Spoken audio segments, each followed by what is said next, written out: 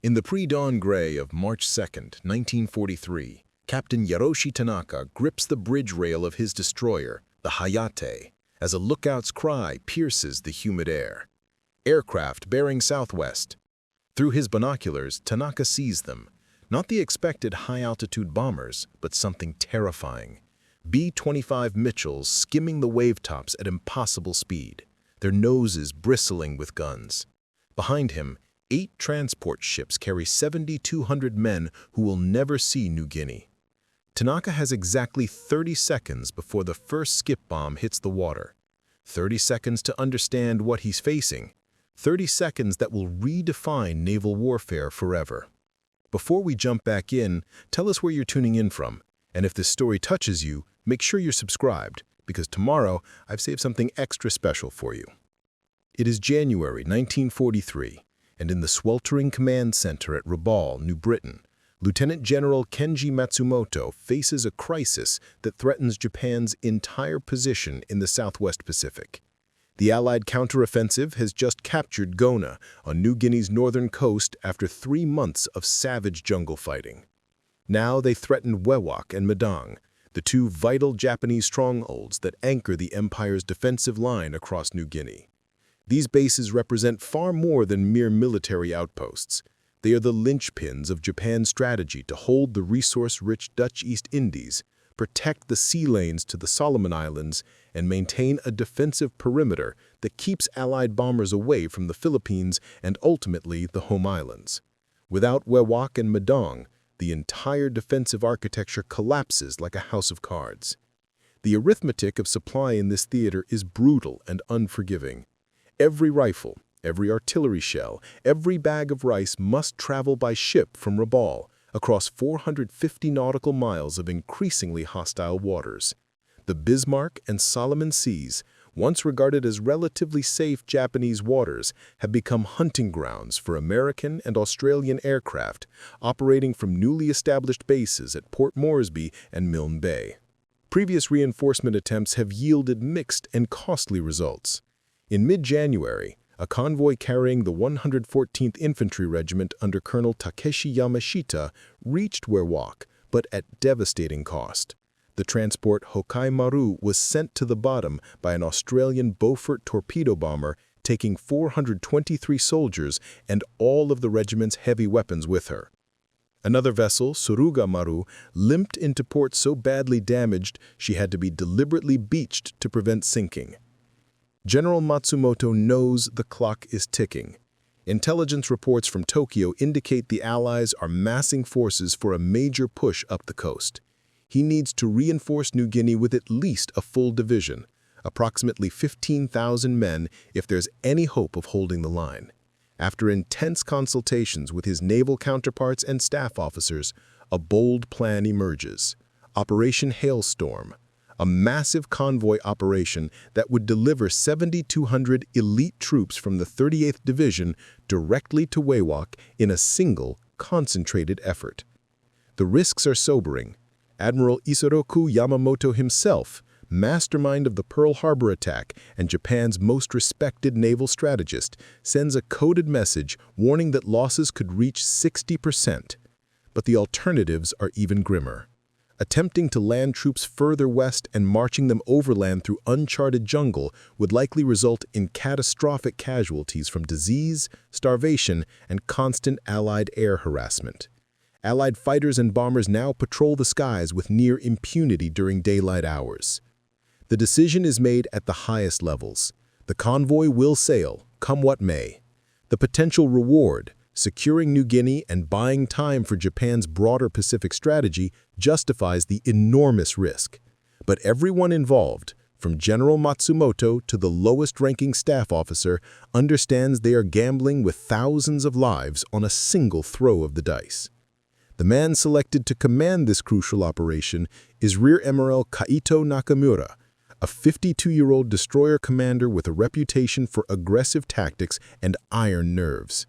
Nakamura has survived 2 years of brutal night battles in the Solomons, where his destroyer squadron earned grudging respect even from American opponents who dubbed them Tokyo Midnight Runners. But this mission will be unlike anything he has faced before, shepherding slow Rear Admiral Kaito Nakamura stands in the operations room at Rabaul, studying the large-scale chart of the Bismarck Sea with the intensity of a chess master analyzing a critical endgame. At 52, Nakamura's face bears the weathered lines of a man who has spent 3 decades at sea, but his eyes remain sharp and calculating. His reputation as a destroyer commander is legendary.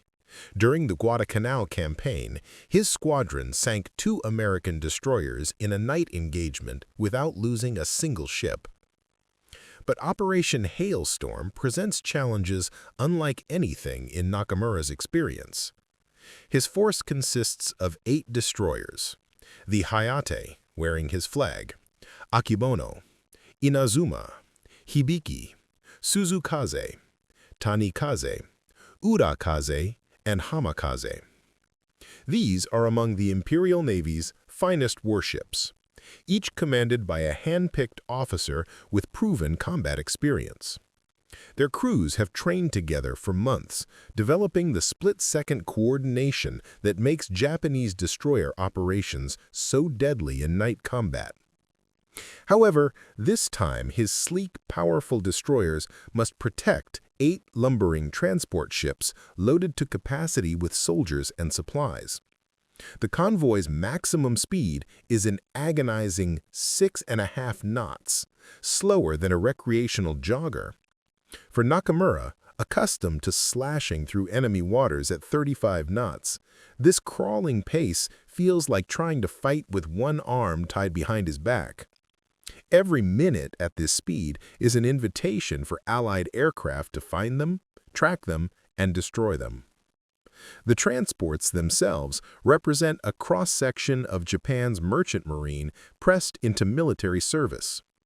Ryusei Maru, Konan Maru, Nagata Maru, Kembu Maru, Aiyo Maru, Sankei Maru, Taimei Maru, and Shinryu Maru. Their captains are experienced civilian mariners who understand cargo handling and navigation, but most have never faced sustained air attack. Nakamura knows their crews will be terrified when the bombing starts, and terrified men make mistakes. The 7,200 soldiers of the 38th Division's 229th Regiment boarding these transports represent some of Japan's best-trained infantry. Their commander, Major General Yoshio Minami, is a 48-year-old professional soldier who earned distinction in the China campaigns. Minami's men are combat veterans, hardened by 2 years of fighting, but most have never experienced naval combat or air attack at sea. They will be helpless passengers, their fate entirely in the hands of the ship's crews and destroyer escorts.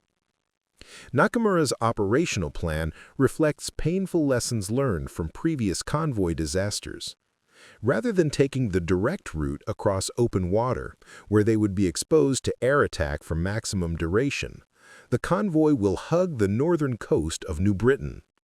The island's mountain ranges will provide some radar shadow and force attacking aircraft to approach from limited directions. The final approach to WWII will be the most perilous, a 100-mile dash across open water where they will be completely vulnerable. To provide air cover, the Japanese Army and Navy Air Forces at Rabaul have promised continuous fighter patrols totaling 80 aircraft. But Nakamura knows this promise is largely hollow. The distance from Rabaul to the convoy's route pushes the Zero fighters to their maximum range. They can remain on station for perhaps 40 minutes before having to return for fuel. And the quality of Japanese pilots has declined sharply. Experienced veterans are increasingly replaced by hastily trained replacements who lack the skills to protect a convoy effectively. As Nakamura briefs his destroyer captains on the evening before departure, he sees the same understanding in their eyes that he feels in his gut. They are being asked to accomplish a nearly impossible mission. But orders are orders, and Japanese naval officers do not question the decisions of their superiors. The convoy will sail at midnight. 500 nautical miles southeast at Port Moresby, Lieutenant General Robert Bull Harrison, commander of the Allied 5th Air Force, paces his operations tent like a caged predator. At 53, Harrison is a maverick who has spent his entire career challenging conventional military thinking. Before the war, his theories about low-altitude bombing against naval targets earned him reprimands from superiors who considered such tactics suicidal. Now, with American and Australian forces desperately needing to cut Japanese supply lines, Harrison's radical ideas are about to receive their ultimate test. The problem Harrison faces is both simple and maddeningly complex: how to sink ships from the air with acceptable accuracy. Traditional high-altitude bombing has proven almost worthless against moving vessels. In recent convoy attacks, his B-17 Flying Fortresses flew over 300 sorties and managed to sink exactly one transport ship, a catastrophic waste of resources, fuel, and pilot lives. The Japanese convoys continued to deliver troops and supplies to New Guinea, and MacArthur's planned offensive will stall unless Harrison can find a way to interdict them effectively.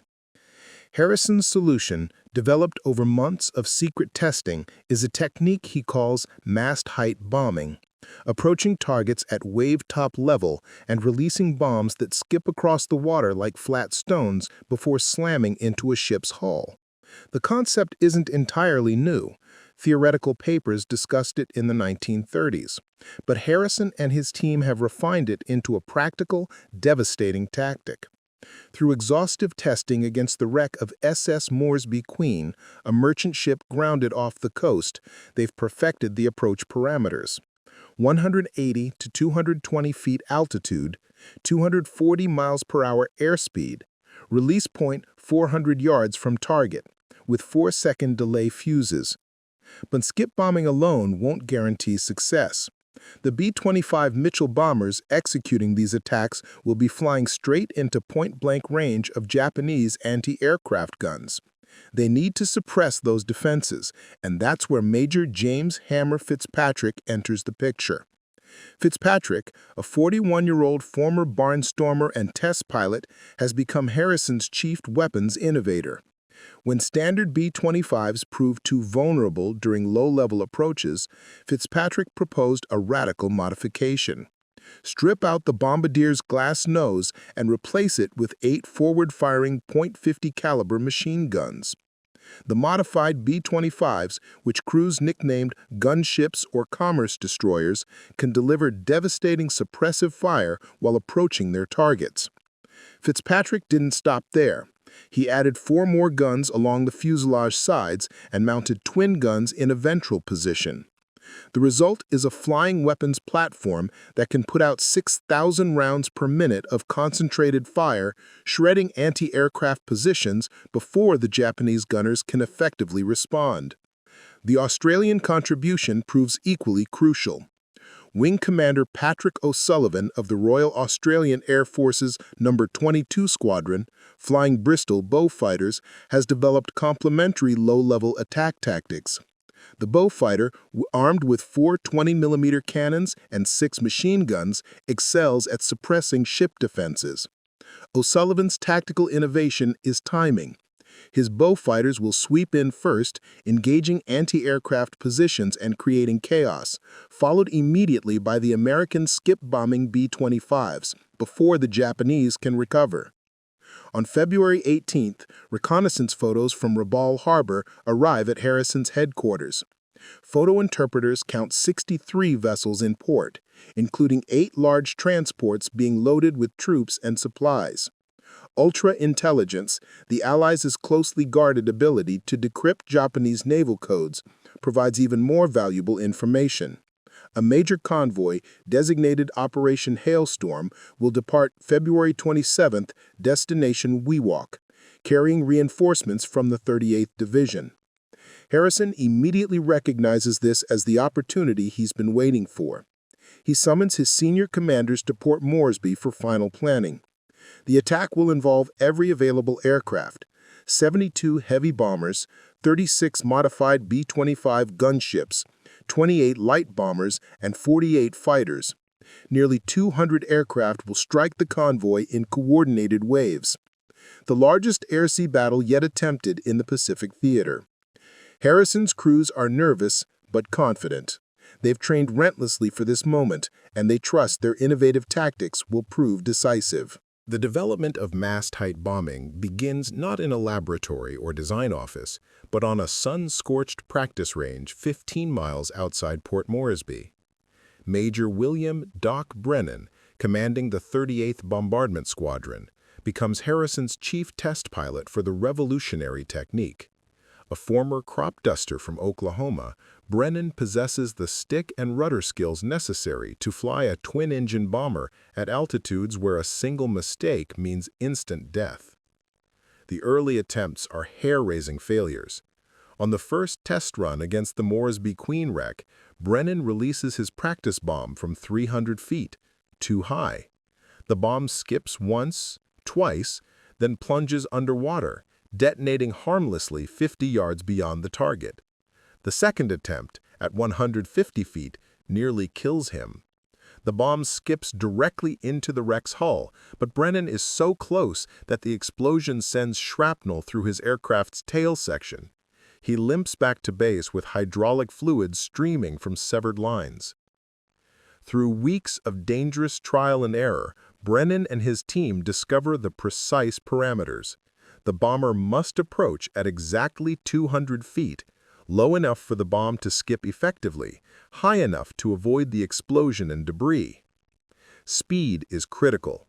Too slow, and the bomb drops vertically. Too fast, and it skips over the target. The sweet spot is 240 miles per hour, requiring careful throttle management during the approach. Release distance matters enormously. 400 yards gives the bomb time for 2 or 3 skips before impact and provides the aircraft precious seconds to bank away before the explosion. But the most critical innovation involves the fuses. Standard impact fuses detonate on first contact with water, wasting the bomb's energy in a harmless plume of spray. Brennan's ordnance officer, Captain Lawrence Chen, modifies the fuses with 4-second delays. The bomb skips across the water's surface, slams into the ship's hull below the waterline, then penetrates several feet into the vessel before detonating. The result is catastrophic damage to a ship's most vulnerable area, hull breaches that flood engine rooms and magazines, ensuring rapid sinking. Meanwhile, Major Fitzpatrick's gunship modifications transform B-25 bombers from vulnerable targets into flying gun platforms. The work is painstaking and dangerous. Aircraft mechanics strip out the bombardier's glass nose section, replacing it with welded steel plate housing 8.50 caliber Browning machine guns.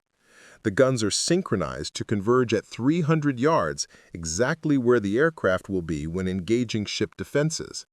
Additional weapons are mounted along the fuselage in hand-fabricated aluminum fairings, each requiring custom engineering to handle recoil forces that the aircraft was never designed to absorb.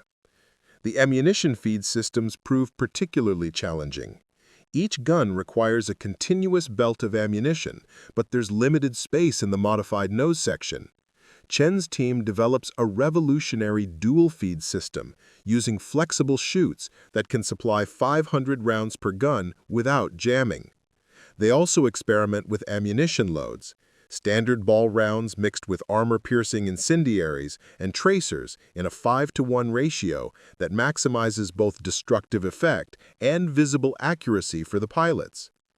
Testing the gunships revealed unexpected challenges. The first time a pilot fires all guns simultaneously, the recoil nearly stalls the aircraft. They learn to fire in bursts, 6 guns at a time, creating a rolling thunder of fire that maintains aircraft stability while delivering devastating firepower. The noise inside the cockpit becomes so intense that pilots begin suffering temporary hearing loss. Flight surgeons issue custom earplugs and recommend firing sequences that minimize sustained noise exposure. The Australian Beaufighter crews developed their own innovations under Wing Commander O'Sullivan's leadership. They discover that attacking in pairs, with one aircraft slightly ahead and offset, creates overlapping fields of fire that no anti-aircraft position can survive. They also perfect the art of the dead stick approach, throttling back engines while approaching from the target's blind spot, then firewall throttles at the last second for maximum surprise. By late February, Harrison's revolutionary tactics are refined and ready. His crews have practiced until the procedures become instinctive. Now they need only one thing: a target worthy of their new capabilities.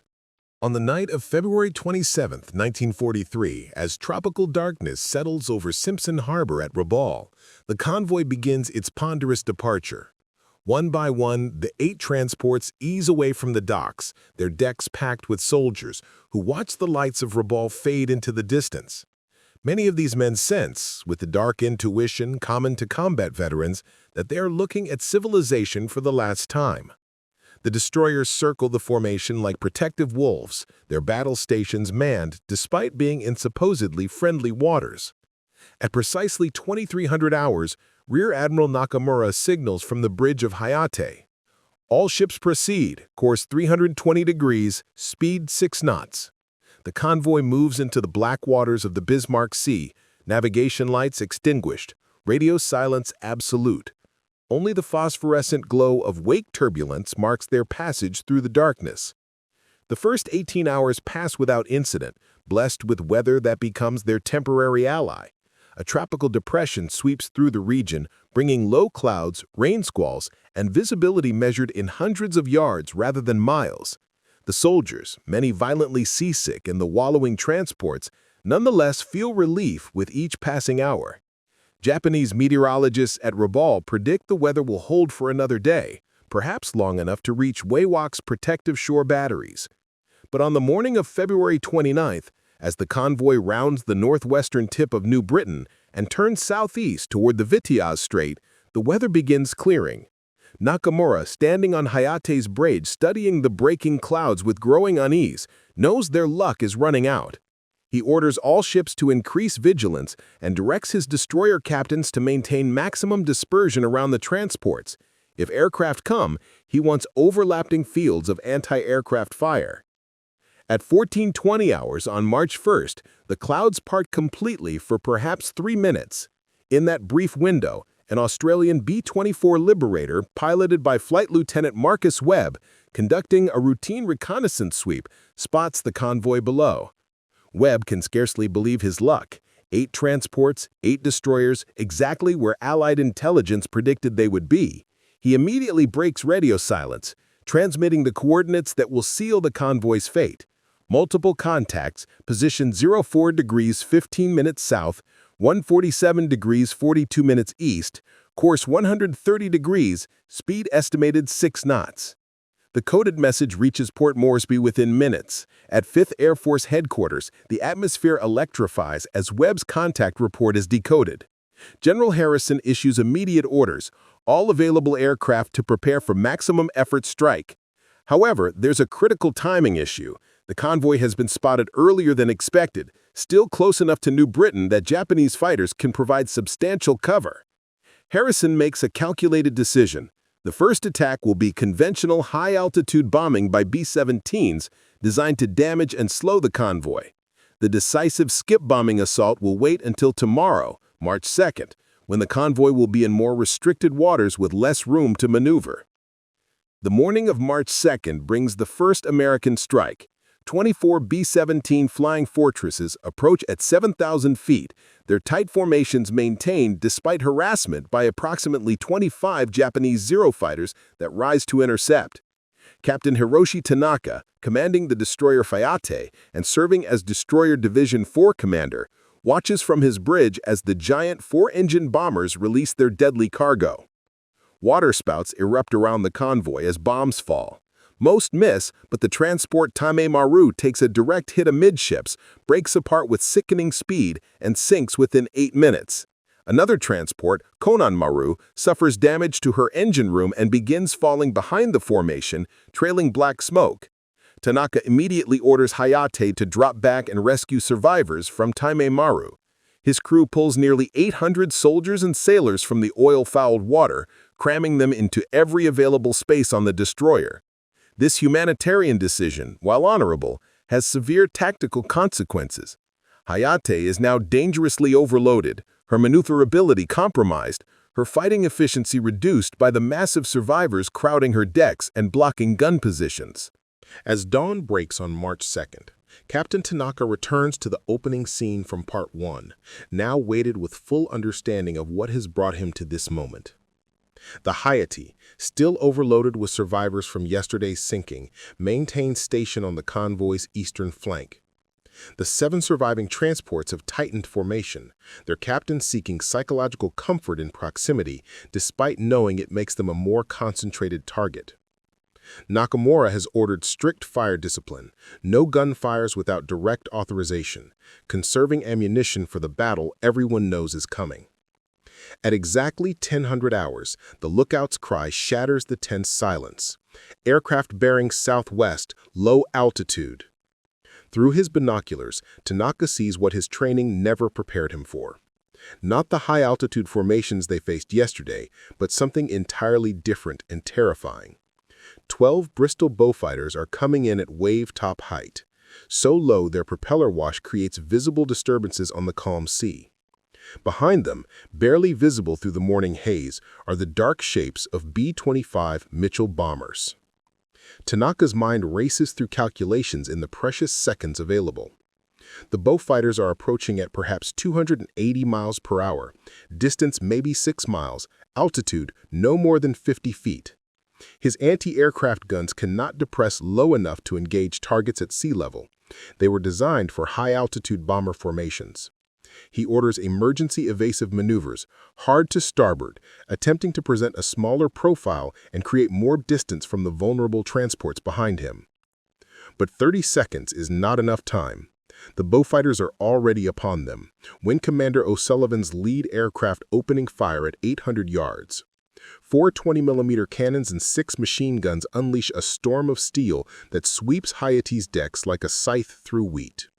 The forward anti-aircraft mount explodes in a fountain of sparks and flame, killing the gun crew instantly. Cannon shells pierce the bridge windows, and Tanaka feels shrapnel tear into his left shoulder even as he shouts orders to his helmsman. The Beaufighter attack lasts perhaps 20 seconds, but feels like an eternity. 2 more fighters rake Hayate from stern to bow, their cannon fire methodically destroying each anti-aircraft position. Survivors from yesterday's sinking, crowded on the deck with nowhere to hide, are cut down by the dozens. The destroyer's ability to defend herself is gutted before she can fire a single round in response. Then come the B-25s, and Tanaka understands in that instant that he is witnessing the future of naval warfare, a future where his ship has no place. Major Brennan's lead aircraft, Thunder Run, approaches Hayate at 240 miles per hour, altitude 200 feet. The bomber's nose-mounted guns are already firing, tracers walking across the water and then stitching up Hayate's hull. At 400 yards, Brennan releases both bombs and pulls up sharply, his wingtips seemingly close enough to touch Hayate's forward mast. Tanaka watches in horrified fascination as the bombs skip across the glassy water. Once, twice, 3 times, each skip losing momentum, each bounce bringing them inexorably closer. The first bomb slams into Hayate's hull just below the waterline, forward of the bridge. It doesn't explode immediately. The 4-second delay fuse allows it to penetrate deep into the ship's structure. When detonation comes, the blast is magnified tenfold by the confined spaces. The entire forward section lifts visibly from the water, deck plates peeling back like opened sardine cans. The second bomb hits aft, near the engine room. The explosion ruptures fuel lines and breaches the hull in multiple places. Hayate immediately begins listing to port as seawater floods into her vitals. Tanaka, bleeding from shrapnel wounds and half-deafened by the blast, realizes her ship has perhaps 5 minutes before she rolls over completely. Around him, the entire convoy erupts into chaos as more B-25s select their targets with brutal efficiency. By 10:20 hours, just 20 minutes after the first Beaufighter swept through the convoy, The Battle of the Bismarck Sea has effectively ended as an organized military engagement. What remains is chaos, horror, and the grim mathematics of survival. Captain Tanaka, his left arm useless from shrapnel wounds, orders abandoned ship as Hayate lists past 30 degrees. The destroyer that carried Rear Admiral Nakamura's hopes for protecting this convoy is now a dying vessel, her deck slick with oil and blood. Tanaka's crew moves with disciplined efficiency despite the catastrophe unfolding around them. They launch life rafts, throw lines to men already in the water, and systematically evacuate the hundreds of soldiers rescued just yesterday from Taime Maru. The cruel irony is not lost on Tanaka. He pulled these men from the sea only to watch them enter it again, this time with even less hope of rescue. As Hayate begins her final role, Tanaka is physically dragged from the bridge by his executive officer. He watches from a life raft as his command slips beneath the surface, her propellers still turning uselessly as she disappears into the deep blue waters of the Bismarck Sea. The transport Ryusei Maru, loaded with 1,100 soldiers of the 229th Regiment, burns from stem to stern. Her captain, a 62-year-old merchant marine veteran named Suzuki Katsuro, managed to beach her on a nearby reef in a desperate final act, but the fires consuming her below decks make survival impossible. Soldiers leap from her burning hull into shark-infested waters, many without life preservers, their equipment and weapons dragging them down.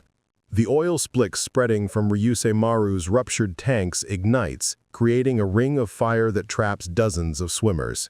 Their screams carry across the water to other survivors, a sound that will haunt rescue crews for the rest of their lives.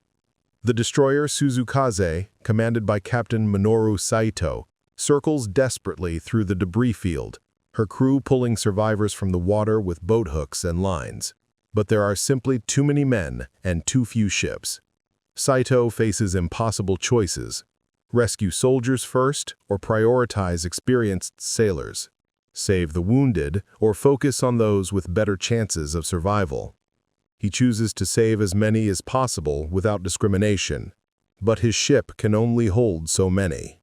By 10:45 hours, Suzukaze has over 900 men aboard, triple her normal complement, and still there are thousands more in the water. The transport Ayo Maru, carrying aviation fuel desperately needed at WWII, explodes with such violence that debris rains down across a mile-wide area. The fireball is visible from Port Moresby, 70 miles away. There are no survivors from her crew or the 340 soldiers she carried. The explosion is so massive it creates a small tsunami that swamps nearby life rafts, drowning men who had survived the initial attack. Major General Yoshio Minami, commander of the 229th Regiment, finds himself clinging to a piece of deck planking alongside a teenage private who cannot stop vomiting seawater. Minami, who has commanded thousands of men through campaigns in China and the Philippines, is now reduced to the same desperate struggle for survival as the lowest-ranking soldier. His elaborate operational plans for reinforcing WWII, carefully developed over months, are scattered across the ocean floor with his drowned staff officers. The division he was supposed to lead no longer exists as a fighting force. Rear Admiral Nakamura, rescued by the destroyer Urakaze, stands on her bridge surveying the devastation with the blank expression of a man in shock. Of his 8 transports, 6 are sinking or already sunk. Of his 8 destroyers, 3 are gone and 2 others are critically damaged. He has lost operational control of the battle, if it can be called a battle rather than a massacre, within the first 15 minutes. The strategic implications of the Bismarck Sea disaster ripple outward from the moment the last transport slips beneath the waves. In Tokyo, Imperial General Headquarters receives Rear Admiral Nakamura's terse after-action report on March 4th with stunned disbelief. Of 7,200 troops embarked at Rabaul, fewer than 1,400 reach WWII. The destroyers that survived spend the next 36 hours frantically searching for survivors, rescuing approximately 2,400 men who will be returned to Rabaul. But nearly 3,400 Japanese soldiers and sailors are dead, killed in action, drowned, or taken by sharks in the oil-slicked waters. Admiral Isoroku Yamamoto, architect of Pearl Harbor and combined fleet commander, writes in his private diary, "We have lost the fundamental ability to conduct daylight convoy operations within range of enemy land-based aircraft. The skip bombing technique demonstrates that surface vessels are no longer viable for troop transport in contested waters. Our logistics strategy for the entire Southwest Pacific Theater must be rebuilt from the ground up." The immediate tactical impact is devastating. Lieutenant General Matsumoto at Rabaul must now inform Tokyo that reinforcing New Guinea by conventional convoy is impossible. The 38th Division, split between Rabaul and a handful of survivors who reached Wewak, can no longer function as a cohesive fighting force. Within weeks, Imperial Headquarters issues new directives. From now on, only submarines and fast destroyer runs under cover of darkness, what American forces derisively call rat runs, will be used to supply isolated garrisons. The amounts of men and material that can be moved by these methods is a fraction of what convoy operations could deliver. For the Japanese positions at Wewak and Madong, the battle represents a death sentence delivered in slow motion. Without reinforcement and adequate supplies, these garrisons are now effectively isolated fortresses, condemned to fight and die where they stand. Lieutenant General Matsumoto, in his final report, before being recalled to Tokyo in disgrace, writes bluntly, "New Guinea is lost. The question is no longer whether we can hold, but how long we can delay the inevitable Allied advance." The Allied command structure responds to the victory with barely contained euphoria. General Harrison is promoted to lieutenant general and awarded the Distinguished Service Cross. His innovative skip bombing tactics are immediately classified as top secret and distributed to other Air Force commands throughout the Pacific. Within 3 months, modified B-25 gunships are operating from bases in the Solomon Islands, the Philippines, and even China, making Japanese shipping movements hazardous across the entire theater. The technological revolution continues to accelerate. North American Aviation, manufacturer of the B-25, begins incorporating gunship modifications directly into production aircraft, creating purpose-built anti-shipping variants designated B-25G and later B-25H. These aircraft feature a 75mm cannon in the nose in addition to the machine guns, essentially a flying tank destroyer capable of penetrating even heavy cruiser armor. The age of the gunship has arrived, born from the desperate innovation of the Bismarck Sea battle. The intelligence implications prove equally significant. The fact that Allied forces knew exactly where the convoy would be, when it would arrive, and what route it would take confirms to codebreakers that their penetration of Japanese naval codes remains undetected. This intelligence advantage, the ability to read enemy plans before they execute them, becomes arguably more valuable than any physical weapon system. The Japanese, attributing the convoy's detection to lucky reconnaissance rather than code-breaking, continue using compromised cipher systems for another 18 months, providing the Allies with an insurmountable strategic advantage. The psychological impact on Japanese naval forces cannot be overstated. Destroyer captains who once eagerly sought combat missions now regard convoy escort duty as a death sentence. Morale plummets among transport ship crews, many of whom are civilian mariners pressed into military service. Desertions increase. Several transport captains fake mechanical problems to avoid sailing into the convoy killing zone between Rabaul and New Guinea. Today, more than 80 years after that clear morning of March 2, 1943, the waters of the Bismarck Sea flow calm and undisturbed above the wrecks that lie scattered across the seabed. Sport divers occasionally explore these underwater tombs, finding ships sitting upright in the deep, their holds still containing trucks, ammunition crates, and the skeletal remains of those who went down with them. The coral has reclaimed these vessels, transforming instruments of war into artificial reefs teeming with life, a strange and beautiful redemption. But for those who understand the history, these waters tell a darker story. They speak of 30 seconds, the brief window Captain Tanaka had to comprehend what he was facing before the first skip bomb struck Hayate. 30 seconds that proved insufficient to save his ship, his crew, or the mission he had sworn to complete. 30 seconds that represented not just the end of a battle, but the end of an era in naval warfare. The Battle of the Bismarck Sea fundamentally redefined maritime combat. It demonstrated with brutal clarity that surface vessels could no longer operate safely within range of land-based aircraft without controlling the airspace above them. This lesson, written in the blood of 3,400 Japanese servicemen and etched into the hulls of 8 sunken transports, reshaped naval doctrine for every nation.